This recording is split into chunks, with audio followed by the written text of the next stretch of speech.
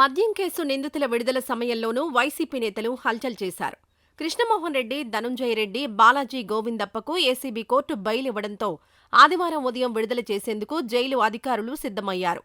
అయితే ఈలోపే వైఎస్సార్సీపీ నేతలు, శ్రేణులు జైలు వద్ద అరుపులు, కేకలతో హంగామా సృష్టించారు. మద్యం కుంభకోణం కేసులో అరెస్టైన ముగ్గురు నిందితులు ధనుంజయ రెడ్డి, కృష్ణమోహన్ రెడ్డి, బాలాజీ గోవిందప్ప విడుదల సమయంలో వైఎస్సార్సీపీ నేతలు జైలు వద్ద రెచ్చిపోయారు. జైలు అధికారులు నిబంధనల ప్రకారమే వారిని విడిచిపెట్టేందుకు ప్రక్రియ అంతా పూర్తి చేసి ఆదివారం ఉదయం 9:30 వదిలేశారు.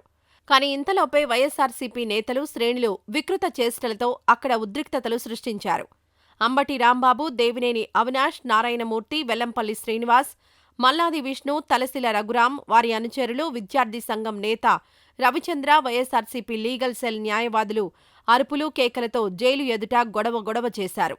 ఈ వీడియో నచ్చితే లైక్ చేయండి. అలాగే మా ఛానల్ ని ఫస్ట్ టైం కనుక చూస్తున్నట్టయితే ఇప్పుడే సబ్స్క్రైబ్ చేసుకుని పక్కనే ఉన్న గంట సింబల్ ని యాక్టివేట్ చేసుకోండి. అప్పుడే మేము పెట్టే ప్రతి వీడియో మీకు నోటిఫికేషన్ గా వస్తుంది. అలాగే ఈ వీడియో పూర్తిగా చూసినందుకు ధన్యవాదాలు.